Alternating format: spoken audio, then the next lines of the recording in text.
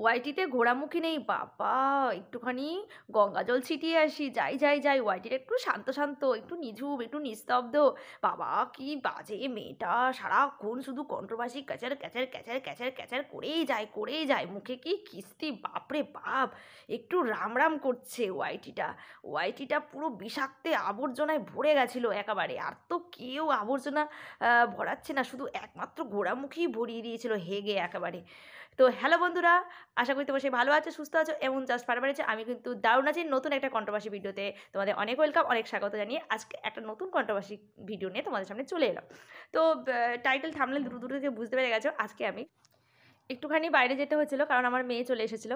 তো যাই হোক, তো যে কথা বলছিলাম যে শুধুমাত্র সুতোবাদী একা আবর্জনা ভরিয়ে রেখেছে ওয়াইটিতে, আর তো কেউ কোনো দোষ করে না, কেউ কোনো অন্যায় করে না, কেউ কোনো কন্ট্রোভার্সি বাজে ধরনের কন্ট্রোভার্সি করে না, বাজে ভাষা ইউজ করে না, শুধু একমাত্র সুতোবাদীই শুধু সব কিছুই করে।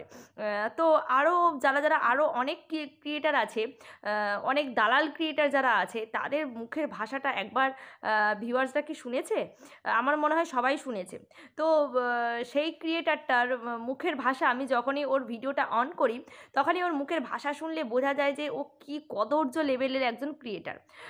তো সেই মানুষটা যদি বুক চিতিয়ে একেবারে ওয়াইটিতে কাজ করে যেতে পারে, তো সুতোপাদি কেন ওয়াইটি ছাড়ছে?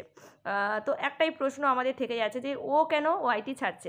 হ্যাঁ, ও যে ওয়াইটিটা ছেড়ে দিচ্ছে, মানে সুতোপাদি যে ওয়াইটিটা ছেড়ে দিচ্ছে, এতে অনেকে অনেক খুশি হয়েছে, অনেকে অনেক বাজে মন্তব্য করছে, অনেকে প্রচুর ভিডিও নামাচ্ছে, অনেকে আবার শান্তি শান্তি এরকম একটা ব্যাপার করছে।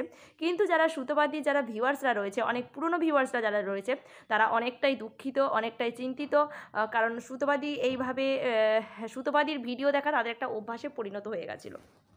সুতোবাদীর ভিডিও দেখা তাদের একটা অভ্যাসে পরিণত হয়ে গেছিলো।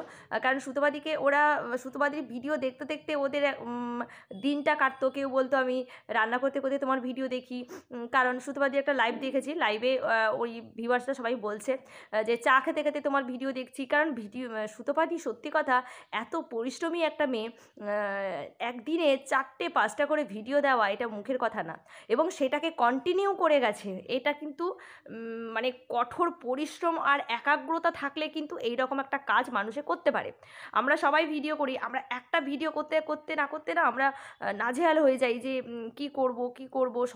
তারপরেও এত কিছু ভিডিও করার পরেও এমন নয় যে ও সংসারের কাজকর্ম করে না, কারণ ওর একটা ভ্লগিং চ্যানেল আছে। এবার ও যদি কাজকর্ম কিছু নাই করতো, যদি সংসারের কোনো কাজ না করতো, তাহলে ওই ভ্লগিং চ্যানেলটা কিন্তু চলতো না।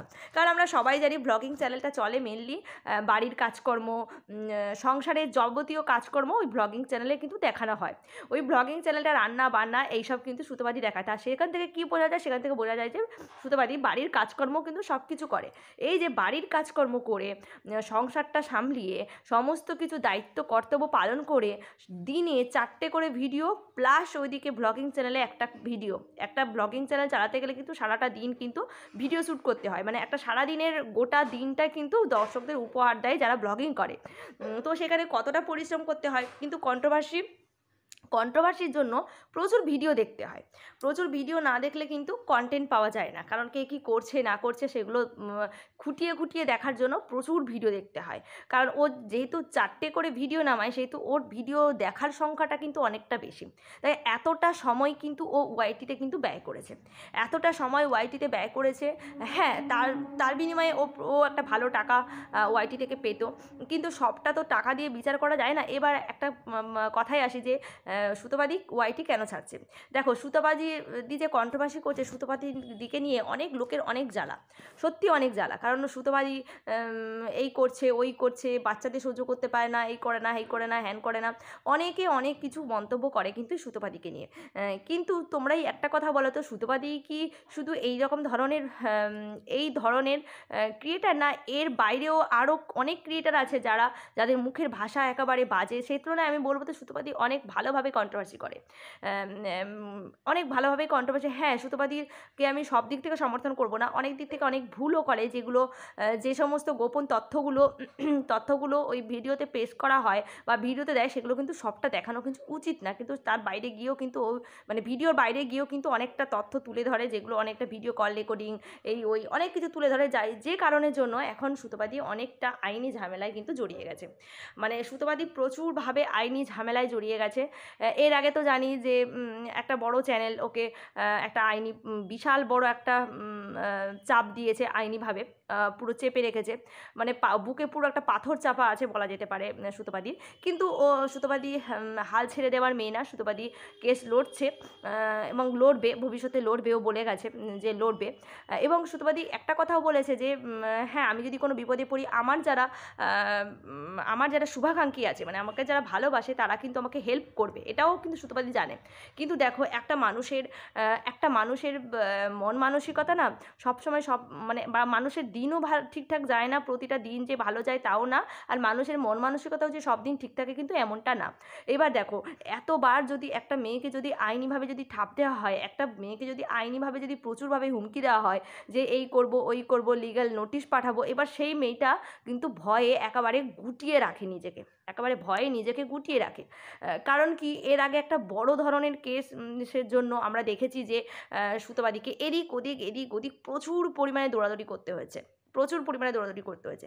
এবার দেখো, ও তো একটা পরিবারের বউ, এবার এই ধরনের যখন কন্ট্রোভার্সি করছে, ওকে যখন আইনি ঝামেলাগুলো ওকে ভোগ করতে হচ্ছে, তখন যে পারিপার্শ্বিক যারা প্রতিবেশী, তারাও কিন্তু আমার মনে হয় তারাও কিন্তু কথা বলতে কিন্তু ছাড়ছে না, তার প্রভাবটা কিন্তু ওদের পরিবারের উপরে এসে কিন্তু পড়ছে।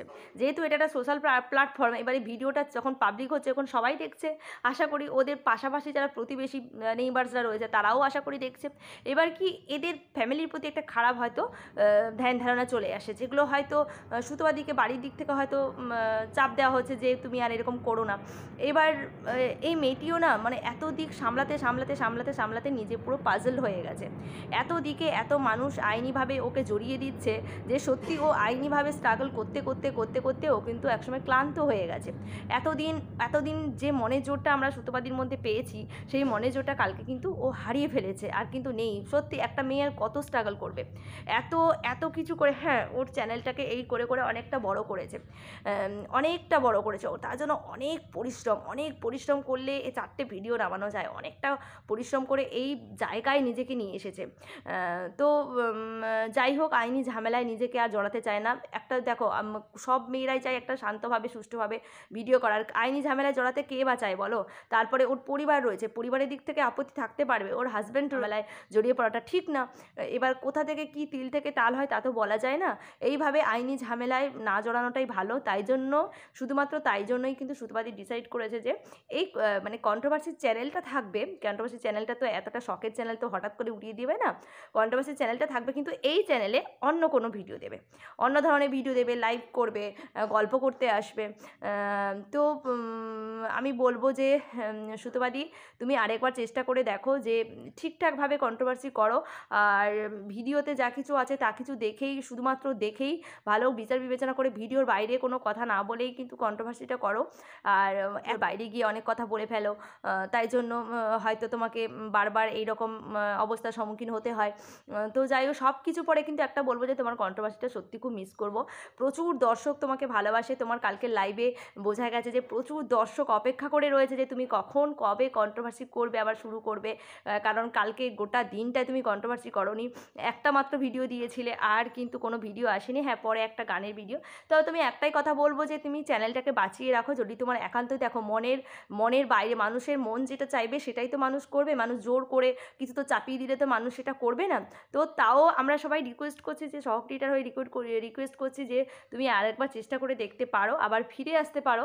আর যদি মনে হয় না তুমি কন্ট্রোভার্সি করবে না, তো আমরা সবাই তোমার পাশে রয়েছে। তুমি এই চ্যানেলটাকে বাঁচিয়ে রাখার জন্য তোমার এত সুন্দর গানের গলা, এত সুন্দর তোমার ট্যালেন্ট ভেতরে, তুমি নাচটাও খুব সুন্দর করো, নাচ গান নিয়ে সুন্দর একটা তুমি বেশ আড্ডা দিতে চলে আসলে, কথা বলতে চলে আসলে দর্শকদের সামনে, এইরকম ধরনের কিছু পোস্ট করলেও কিন্তু দর্শকরা তোমাকে দেখবে। হ্যাঁ, ভিউজের পরিমাণটা হয়তো অনেকটা কমে যাবে, কিন্তু তোমাকে দেখবে, সবাই তোমাকে অনেক ভালোবাসে, তোমার ভিডিওর অবশ্যই অপেক্ষা করবে।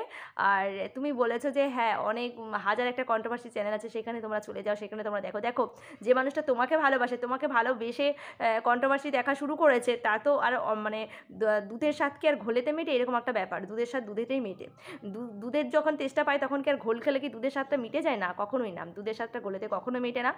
তো এইসব কথা বলে কোনো লাভ নেই। যে তোমার যদি যদি সম্ভব হয় তাহলে ফিরে এসো, যদি সম্ভব হয়। আর যদি না সম্ভব হয় যে তুমি কন্ট্রোভার্সি করবে না, তাহলে কিন্তু তুমি যা কিছু করবে, তুমি একটা সুন্দর, এত সুন্দর গানে গলা একটা গান করলেও তোমাকে মানুষ, চারটে মানুষ দেখবে, ভালোবাসবে, ভালোবাসা দেবে। তো এটাই বলা ছিল তোমাদের সুতোপাদির এই মানে সুতোপাদির এই নিজেকে গুটিয়ে নেওয়া বা ওয়াইটি ছেড়ে দেওয়া নিয়ে কি কার কি মতবাদ অবশ্যই কিন্তু কমেন্ট বক্সে জানিও। তো আমার তো খুবই খারাপ লাগছে, আমি চাই মানুষটা আবার ফিরে আসুক, কন্ট্রোভার্সি করুক। তো যাই হোক, আজকের মতো তোমার থেকে বিদায় নিচ্ছি, পরের বারে তোমার সাথে দেখা হচ্ছে নেক্সট কোনো একটা ভিডিওতে। তখন তুমি সুস্থ থেকো, ভালো থেকো, সাবধান থেকো। আজকের মতন টাটা।